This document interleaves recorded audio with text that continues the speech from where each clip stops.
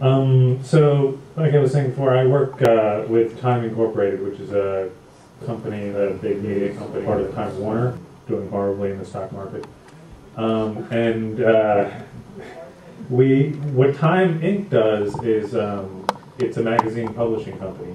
Been working there for about 7.5 years, and this was my first job right out of college. So, you know, the important thing that I learned early on from this is that it's really a lot of times who you know and not necessarily what you know, although what you know is fairly important as well, but it's meetings like this where you meet people who know people who know people who know people that you can, you know, get a job.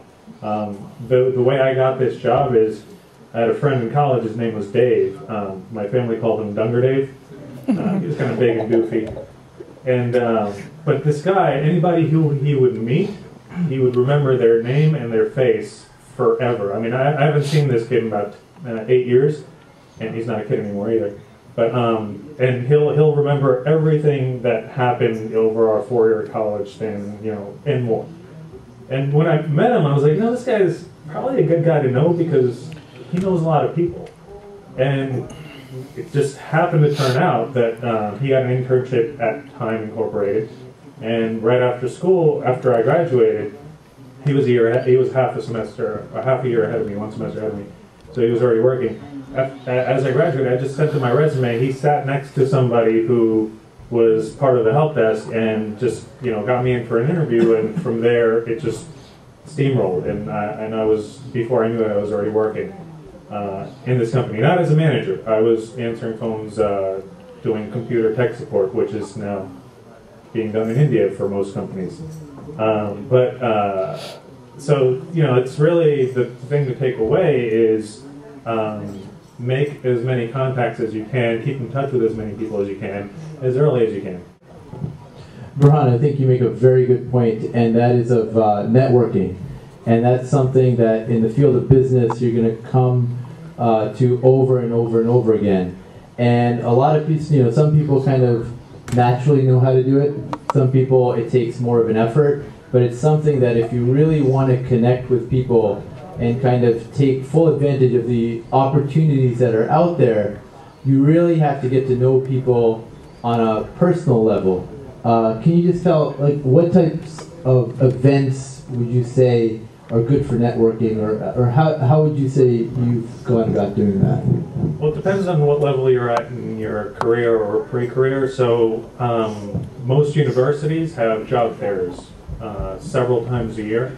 It's always good to go to these job fairs, meet people there, and they have on-the-spot interviews at a lot of these job fairs, and those are really important because it's key to be able to communicate well and do an interview. And so you can do as many job interviews as you want. You don't even have to care about what the position is going to be, just to get practice in doing a job interview.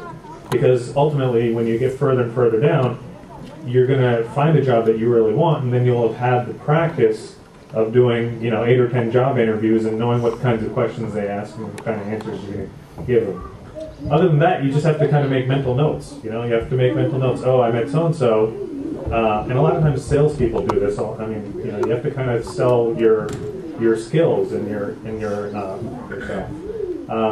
to really be able to land a job or a good job that you like. So I'd say job fairs, being extroverted. What that means is being outgoing. Not just sitting there and, you know, letting something trying to fall into your lap. You have to go out there and make your own opportunities. You have to position yourself in a way where, you know, if there's an opportunity, like for instance for me, now I've been working at this company for 7.5 years, and, you know, every couple of years I kind of get like, all right, the 2-year itch. I'm kind of tired of doing what I'm doing.